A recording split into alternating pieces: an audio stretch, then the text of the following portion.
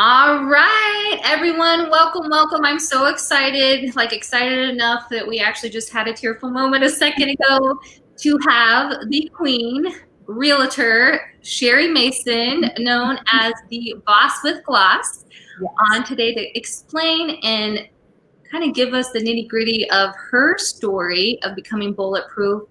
And for anyone that's ever been in the hot seat, it's such a reflective journey, and it's also a healing journey. So I'm excited to welcome you, and let's just have fun. Okay, thanks, Meg. Absolutely.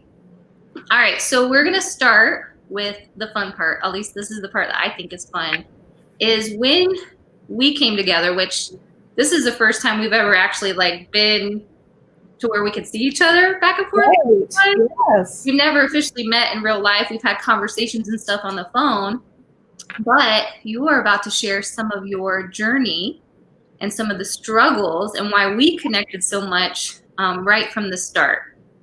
Right. Go for it. Okay, so the struggles I'll start with. So I've had quite a few struggles over my years.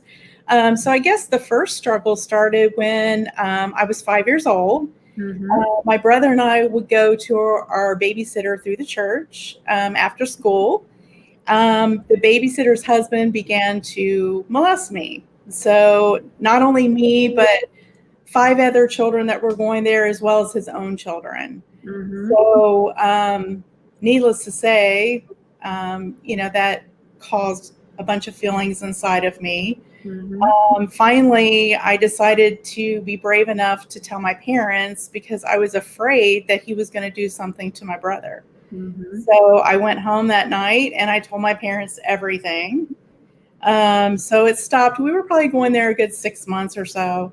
And finally, I just said, as you know, that little 5-year-old girl, I was just like, I knew what he was doing to me wasn't right. But I knew if he was going to do something to my brother, that definitely wasn't right. So my protective mode jumped in. The sister jumped in and said, no more. So, so that got resolved. We never went back. He was put in prison, and that was kind of put to rest. But when that happens, back in those days, families didn't talk about it. They didn't know how to handle those situations. Right. So basically it was, Sherry, we're not talking about this anymore. So I stuffed all those feelings inside. I wasn't allowed to express any of those feelings. So some of the feelings that I was experiencing was I felt guilty. I felt dirty. I felt ashamed. I felt embarrassed. I felt angry. I was angry because I felt like, my innocence was taken away. And I was angry at my parents for not protecting me. So those were some of the emotions that I was feeling as that little 5-year-old girl. So with that being said, the next struggle comes in with the emotional eating. So at that point in my life, that's what comforted me. So I turned to food. Because it was always there. It was always there. So it's like I turned to food. That was my best friend.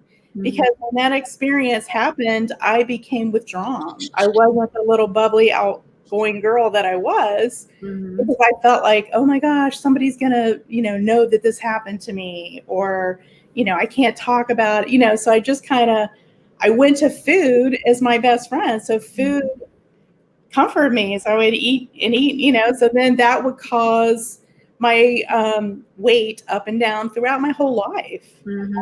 So that was like off and on my whole life. So it wasn't until recently, when we're talking about the emotional eating, I was able to catch up with a childhood friend. I love this story. And she sent me a picture of the little Sherry from, 8 years old. I think I was in 4th grade or so. And I saw a picture of me, and it broke my heart. Like, it just broke my heart. And that was just probably a month ago. And I could see the pain in my eyes. I looked tired. I looked stressed. I looked so unhappy. And it just, I'm going to get emotional. Every girl shouldn't feel like that, but so many do. Right. Right.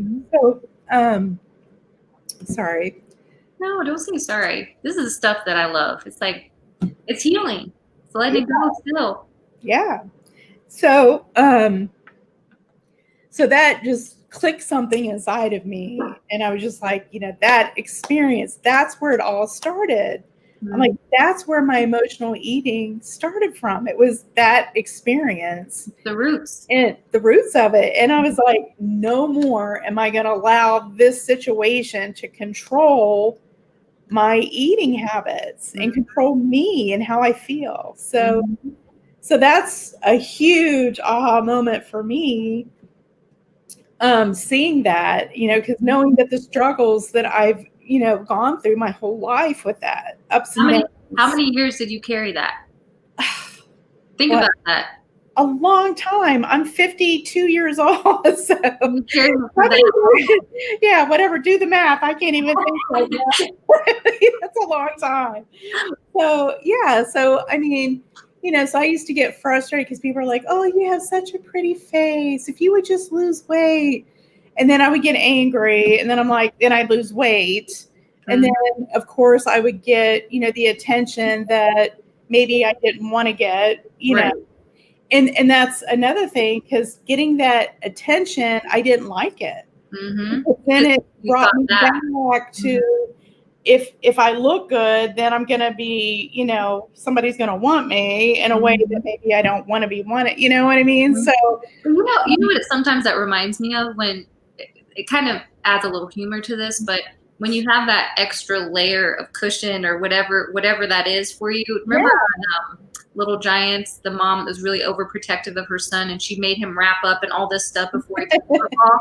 That's what it makes me think of, like, okay, let's go. Like, I'm not gonna get hurt. Yeah, so having that extra, junk in the trunk and extra stuff on me, I felt comfortable. So I would always fall back to that. So the eating was my comfort, and then having that extra weight, I felt safe is a good word. I felt safe. I felt like no one will bother me if I'm, got extra weight on me, I'm good, so yeah. So that emotional eating has been throughout my whole life. So that's something that I'm happy that I was able to finally, get that aha moment to say, okay, this is it. And we're going to take charge, we'll take care of this. So well, it's almost like saying I have, so you're breaking up with that bully that had a control over you for so long. You say, no, like you ran my life for this long.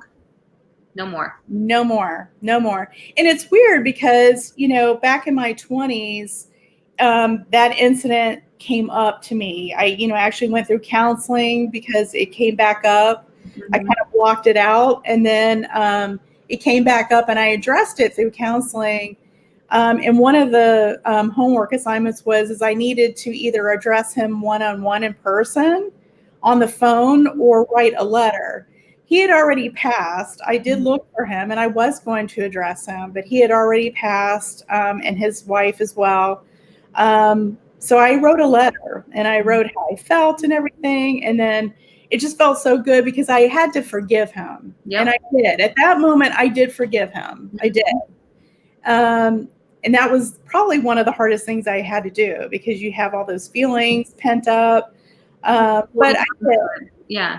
What's that? You're holding on to it because you're trying to control, like, how much it gets in, but that pain too. So it's kind of like there's an example where they say in order to heal, you have to drop the coal that's in your hand, but the coal is burning, and until you drop it, the healing's not going to start. But we keep grasping onto it, and if we just let it go, which is forgiving, it's for you. It's not for the other person. Right. Yeah, definitely was for me. Yeah. So, I mean, it's something you'll never forget. To this day, I know every detail. It's something that's like embedded, ingrained in my brain. So, but yeah, so it was a good time for me to heal during that process by forgiving.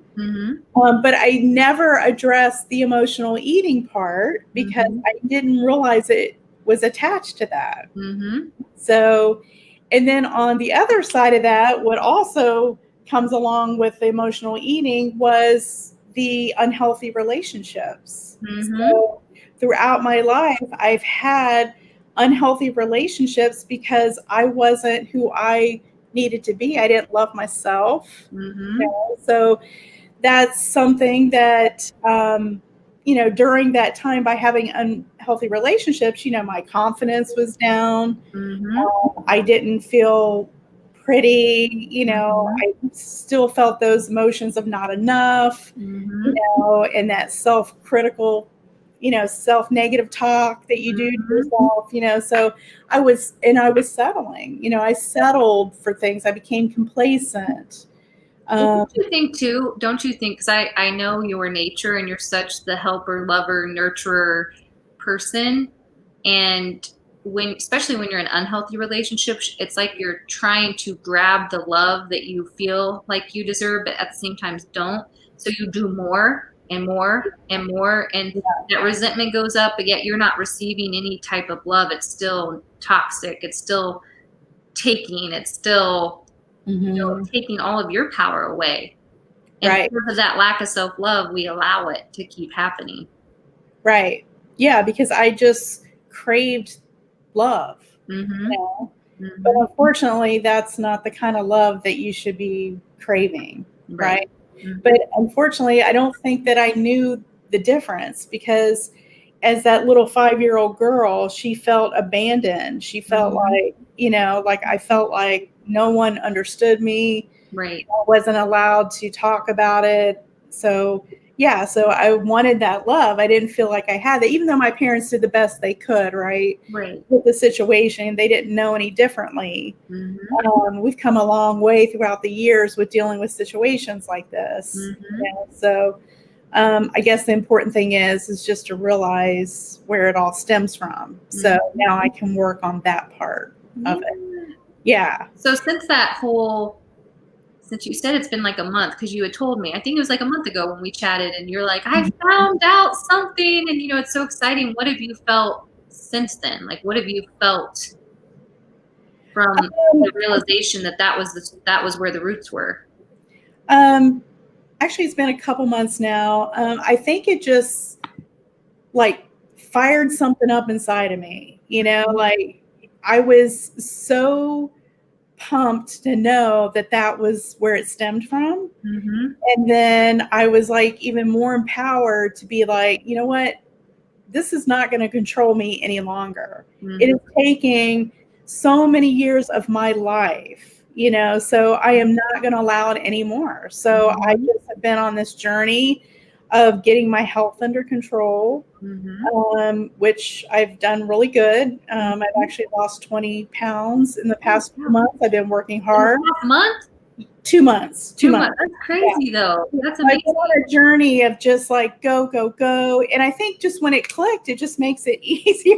I don't know. It just seems like it's just been flowing. Well, do you also think, and you can tell me with some of this, because I know you've worked out forever, you've eaten well. I've seen that stuff for the past, when we were, was it 2 years ago? Was it started 2 years ago? So along that, I've seen your stuff and you trying to get back out with and rebuild your entire business with real estate again.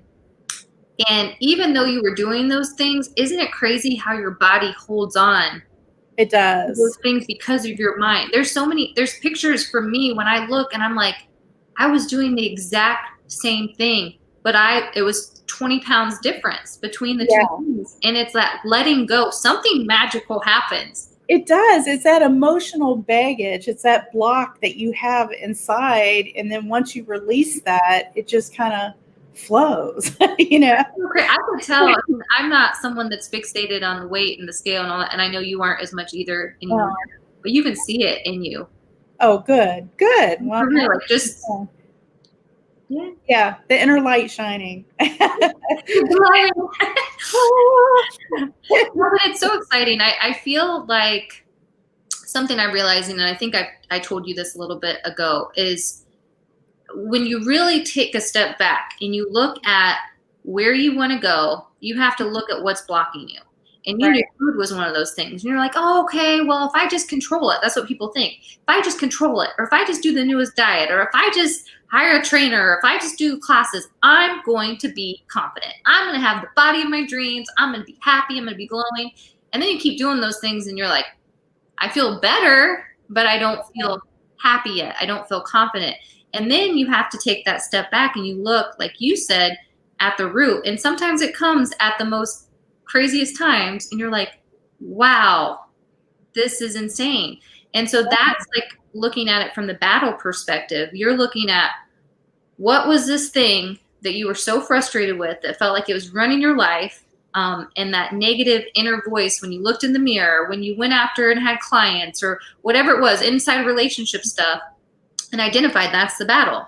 Then you go through and you have to identify that, you know, yes, other people may have done things to you. They may have been bullies to you, but how long ago did that last?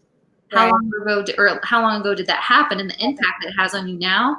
But when you look in the mirror and stuff, what are you saying to yourself and realizing you're the bully? And when I was like mentioning this to Rachel, someone who's done Bulletproof before, she said, Meg, and this is kind of funny, did you know with Bulletproof, you become bully proof? And I was like, yes, that's kind of like boundaries, you know, boundaries not only with yourself and breaking up with that bully, which is the inner critic, but being able to put yourself out there. And even though it's hard, and it's hard to not be a people pleaser all the time and to tell people no and to vocalize how you feel, it puts a good, not a wall up, but it puts a good boundary up. I don't know how else to say it without it being like blocking. So that not everybody can come in and not everyone's going to impact and affect how you feel all the time either. Right. Yeah.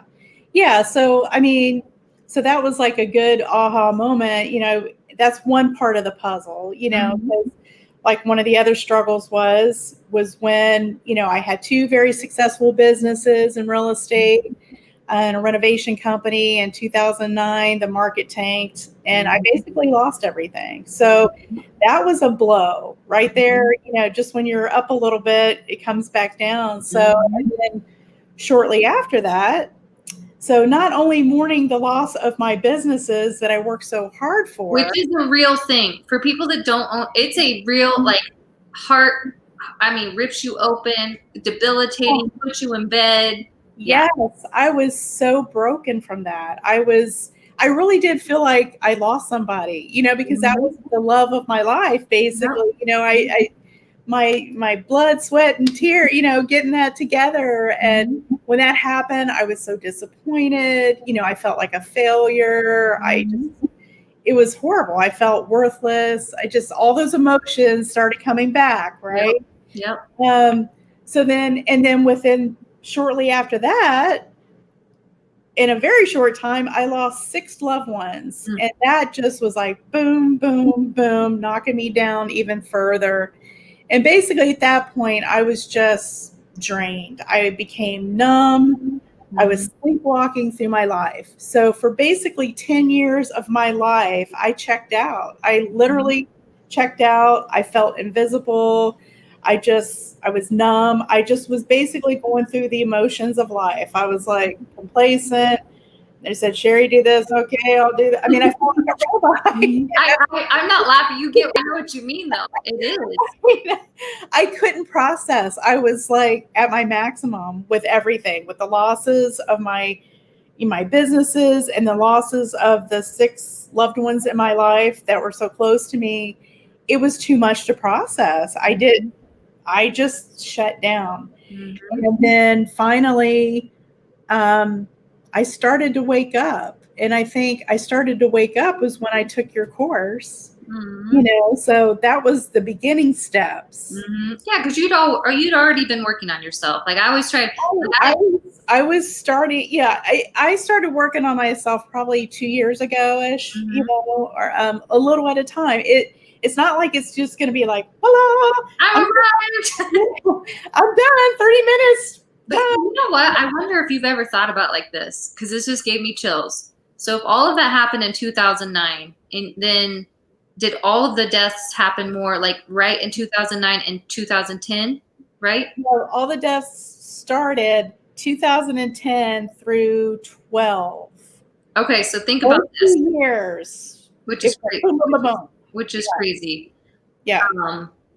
Think about this. So this was always something that really, like, when I personally look back at some of the battles I faced and how long it felt, and I felt like I was going through boot camp in different areas of my life, and it's kind of like you do boot camp, so like, oh, when are the burpees going to stop? When are you going to like blow the whistle? When is the timer going to go off? How much longer? And you don't know when you're in that suffering phase. But think about this. Your stuff started in 2009 and, through 2010 through 2012. Yeah. Now it's 2020. Mm-hmm. It's 10 years, 10 plus. Yeah. But experts say that it takes 10,000 hours to become an expert. And that usually accounts to 10 years, like when they average it out. So people that like get to be professional level in different things. And I think it's cool because no matter what age, there's a lot of people still sleepwalking through life, but it's like now you come alive again and you're an expert at being Sherry. Yes. Yes. And I'm growing every day. I think that I'm always going to be, learning and growing throughout my whole life. This is a time for me to break out and realize, and heal from some of the things that I've been carrying around in my suitcase for so many years. I can finally put that on the baggage claim and bye-bye. But that's part of the fun. Like, don't you think when you start to peel back those layers and you strip things, which is definitely something that we do in Bulletproof, but it's more on the physical, the self-worth, the self-esteem. We think that we need more and more and more in order to be more of ourselves. When honestly, I think it's the exact opposite. And you might agree. It's actually removing all those things that are keeping you stuck and stripping back those layers so you get to the raw, real you, and you don't need all that other stuff. Right. And I think sometimes that's what God has to do to really strengthen us. Like your resiliency, that's why when we first connected, I felt your pain on a level that we may not have the exact same, but I felt it on a level that I could understand it because I know a lot of that struggle. Yeah. We have a lot of death in common. Yeah. We have the business struggles in common. We have relationship struggles in common. Right. But it's just a different journey getting there. I never had like the sexual abuse issues in my life. So like yours, it's another layer, but I had maybe even stronger eating disorders, but it wasn't rooted in that. So it's like I could get your pain that maybe some other people may not because they haven't been through it. Right. And, it's like when you see that in someone else, you want them to get better. You were like, okay, let's do it. But it has to be in steps. It can't be all at once or then it's going to be overwhelming. Right. Yeah. And that's where people need to show themselves some grace, because it does take time. And it's still going, it's ongoing, and I think that it will, but it's also very exciting, and it makes you proud and happy that you're finally seeing that, that you recognize, And that's the fun thing, like with all the women that have gone through Bulletproof, it's crazy, especially ones that have done really well. Because there's a bunch of different people. Some of them don't want to be on here, and that's fine. Like, I'm not going to push anyone to do it. Right. But every single one of you has resiliency. It's like insane. And one person, I don't know if you can see it in the comments or not, but they just said, your story is hitting my heart. We have so much in common. And I know this person, you guys do. And it's crazy how you see these themes with people that are such givers and such lovers and want to do such amazing things in this world. But they've gotten knocked down or they've had these obstacles. And it's kind of like, I don't know. I feel like I've been around Derek too much with some movies because he likes some of the action stuff. When they keep shooting someone down and then somehow magically they keep getting up. And back up and go. That's how I thought you were done. You're like, no. No, I'm not. It becomes that. When I had asked you 3 of the things that you said you really got, the things that you told me where you got clarity, you got self-love, and you felt empowered. And all of those give me chills because that's what I want people to feel like. But sometimes, or most times, you already have it in you. It's like the electricity went out. You just need to be plugged back in. That's all it is. It's not, you need to look a certain way. It's not, you have to go and get a whole new wardrobe or, midlife crisis, go and buy a car. It's none of that. It's literally taking back the layers and turning your power back on. Yeah, it's definitely an inside job. You know what I mean? Because you can look, I've felt like I've looked my best before on the outside, but if you're not looking good, your best on the inside, you're not going to have that happiness and joy that you deserve. Yeah, and then it's like so natural when the inside does feel good and is in a good place. It really doesn't matter what's going on the outside, but when you care, or not when you care about yourself, of course, but when you do have that deep seated root that you are enough and that you have worth and that you're valued and you love who you are and who God made you uniquely to be, you naturally want to take care of yourself. Yeah. You realize your body is a temple. That doesn't mean that we live in a perfect world. It doesn't mean that you don't splurge on things and stuff sometimes, but it's just being more present. And I feel like without talking to you every day and stuff, I feel like I see it in other aspects of your life, even with you and your love going on a little mini trip this past weekend. And just that's the area that I'm working on next. So the relationship part, right? So that's an area that we're working on, and actually we signed up for your course. So we're going to. I was so excited. So we're going to start working on that. So it was nice because now that I'm at a different space, and I want to make sure that we're growing in the same direction. So, I think this relationship course will help us find that. Yeah, and it'll be fun. It'll be like a date night, like I told you. It'll be something that you can plan. It's not stressful.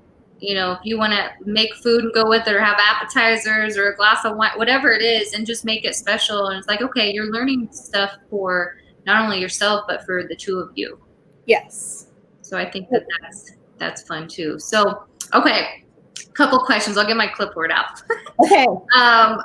What's it like to be bulletproof? Like, what do you feel? Don't think about it too much. Just like, I think that it kind of means that no matter what obstacles or challenges are put before me, I think that I'll have the strength and confidence to fight through it, and I will rise up. That's just fun. I'll overcome and rise up. I think that that's what bulletproof is for me. But where before I didn't believe that, until I took your course, I didn't think that I had that within me. Isn't belief such a powerful thing? It's huge. Yes. It's crazy. And I'll have a vulnerable moment. I was probably was telling you this the other day too, but it's like self-sabotage can follow you in all aspects of life. Yes. And you think it's just in your body, and you think it's just in the food, and you think it's just in the relationship or whatever, but you'll find it pop its head back up. You probably felt it in business. Absolutely. Being in real estate, I constantly am comparing myself, which I'm really working on. And I have to realize that my journey is different from somebody else's journey in the business. Yep. So. Well, again, I like personally for me, kind of like what I was saying earlier about the battle, identifying what the battle is, then breaking up with the bully, and then the whole becoming piece. If you know that you want to build a super strong, amazing real estate business, and you also want to have something in the future and now that is helping more women realize their own worth and everything that's amazing that's going on inside them, no matter what it looks like, then what does that person need to continue to do? That person needs to continue to follow her journey and block out other people's success, block out what they're doing. You can learn from it. You can be inspired by it. But if you start to get envious of it, you got to stop and say, hey, you got to break up with that, because that's your bully talking. Right. And when you break up with that, it sets you free again. And just doing that makes it simple. It makes, okay, I'm having fear right here. Fear and love can't exist at the same time. So bye, bully. And then you keep moving forward. And when you stay in that energy, abundance happens. A law of attraction happens. You meet different people. You have a better energy because you're not forcing things. So there's someone, Someone just said, thanks for sharing your story. I know someone close to me who experienced something similar, and because it happened at my childhood home, it took me forever to let go and forgive. And then they said, I love that song. When I sing or am listening to the song, it hits my soul and heart. It makes me feel better and stronger. Okay. So even though, just to give you an example, we had one call. We've talked on the phone twice, though, and now we're doing an interview. But you did more of the DIY version. You just kind of go. You did. But you've been in my Slayers page for a while. That's how we connected, I think. Yep. And so technically we didn't work together like on an ongoing basis, but what was it like to work with me? Like, am I mean and scary and just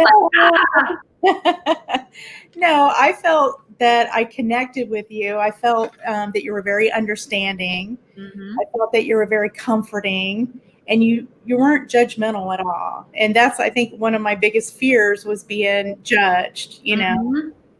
So, I mean, it's been amazing working with you because you've got like the biggest heart where you just want to help everyone and you do too. Help them to become their best self, you know, and find that love within. I appreciate that. And I appreciate you. So, because you've helped me find that. So thank you. Yeah, absolutely. I think that that's the biggest thing. I posted a quote yesterday late at night, and you know, when you really strip back all the things and all the goals and all the things that you want to achieve in this world, one of the coolest things, and I'll probably butcher it, but it's on my page. You can watch it on there, see it on there, but just be somebody that makes everybody feel like somebody. Yeah. And I feel like with all the things going on and all the goals and all the things, if you can just keep it at that, well, you do that. And when we continue to get out of our own way, we're able to do it even more. So that's a big thing. I think that there's a misconceived notion that self-care is selfish, when I think it's one of the most selfless things that you can do, because when you do pour into yourself, you can give to so many other people. I agree. You can give to, Rachel's on here, who is going to be doing an interview too. She's awesome. I'm going to get all you all together, and you're all going to have fun, and I won't lock everybody in the studio this time. But you pour from a full cup, and then you do notice when you're in a season of going, like, oh, okay, hold on, I got to hold back. I got to like fill up my cup again, maybe have a day of being lazy and just chill and Netflix and whatever, and then get back out there and go again. Yeah. Because don't you kind of feel like sometimes when you're struggling that you don't want to take care of yourself as much? You're just like, okay, I'll just keep going. Right. And I'm just like a shell of myself, or the resentment comes out and you're like, where did that come from? Right. Yeah. I used to feel guilty to do things for myself. You know, like I'd feel guilty, like, oh, and I'd come up with excuses. Oh, I don't have the money to do this, or, you know, oh, you go ahead and do, you know, everyone else was first, you know, and then I realized that you got to be first. You got to take care of you know, not in a selfish way, but just you first, because if you're not at your best, you can't share your love with everybody else. I think that part too is something that you start to feel at a whole nother level once you start to take care of yourself. And I don't know if everyone will fully get this unless we explain it, but the level of investing in yourself and trusting yourself is a huge breakthrough. Yeah. Like for me, it used to be like really small things, and I would be so hesitant to do. And I know it would make my business better, and I know it would make me better, but I was so terrified. And if you can look at it from a return on investment, like what if you pour into yourself this amount, what could you do afterward? You know, right. And what other things, like I love when people can be creative with, okay, how can I find the money to do this? How can I work a little extra to do this? Because if you really put in the work and whatever it is, you're going to receive an investment back. Absolutely. It's like you showing up and doing your boot camp classes. You know, it's you going and prepping food. It's you going with Baxter and getting coffee in the morning. You know, like things that you know are going to help you throughout the day, but it's also your fun time too. Or maybe with your past weekend trip, when your businesses first went down, that wasn't something you could do. No. You work hard and you invest in yourself and you take care of yourself, and now you invest in your relationship to be able to enjoy some of those things. Yeah. It's And kind that of was actually a big step for me to go away for the weekend, because honestly, I haven't treated myself to do anything like that in years. Aw. Everyone needs to get away and go on a vacation. I just haven't done that because I felt like I didn't deserve it. Mm-hmm. And now I do. And I want to. I want to travel more. Mm-hmm. So Well, yes. Well, and even it doesn't, I feel like we always think that it has to be some crazy lavish thing away. It can be a 2-hour road trip away and stay at an Airbnb and just enjoy. Like, those are the best to me. Yeah, absolutely. It's easy to get there and easy to get back. So it was great. So I'm going to start doing that a little bit more often now. Are you and Keith going to try to map that out and plan some of those? Yeah. Yeah, absolutely. And Baxter, of course. And Baxter. Yeah, he went with us. Oh, wait. So Rachel just said, or maybe Crystal and Rachel just said they were laughing about when I locked us all in the studio. If you were there, you've been like, what is this girl doing to us? That's a story. Okay. So two more things. Who's bulletproof for? And then any additional advice, Sherry-isms, whatever you want to say. Well, okay, so who's bulletproof for? I would say if you're searching to identify and search for your inner truth, bulletproof is good for that. It will help you get that clarity that you need. Mm-hmm. If you want to learn about your self-love, that's another thing. So I think if you're looking for those things, that's a great course for you to take. Love it. That's what I found. So. Love it. All right. Any additional Sherry-isms? Any advice? Anything? Yeah, I would say one thing I want to share is appreciate where you've been. Yes. Appreciate where you are right now. Yes. Appreciate where you want to go. Yeah. You have to appreciate all those to be the person that you're meant to be. Mm-hmm. So no matter the struggles that I've had to overcome, I now can appreciate that because it's evolved me to be the person that I am right now, today. So don't forget about the old you, the now you, and where you want to go you. Yeah. So they all work together. Love it. And I'm going to share your quote because I love it. The quote that you said is part of your journey. It says, if I'm not good to myself, how can I expect anyone else to be good to me? By Maya Angelou. Exactly. That's exactly what you embody. That's exactly the journey that you're on. That's exactly the becoming your highest self on a daily basis without the perfectionism and the overwhelm. And I just want to thank you so much. This is so brave of you. I'm so proud of you. You're going to be able to go back and watch and be like, yeah. And I didn't do the ugly cry. So you did. I felt like I might have done the ugly cry. We all have that cry. Right. Thank you so much, guys. If you are in need of an amazing realtor in Cincinnati, Ohio, your girl, or if you have any type of real estate needs, she knows her stuff. Follow her. She's got Boss with Gloss stories that she does and little bits. She's got the cutest dog, Baxter. Yes.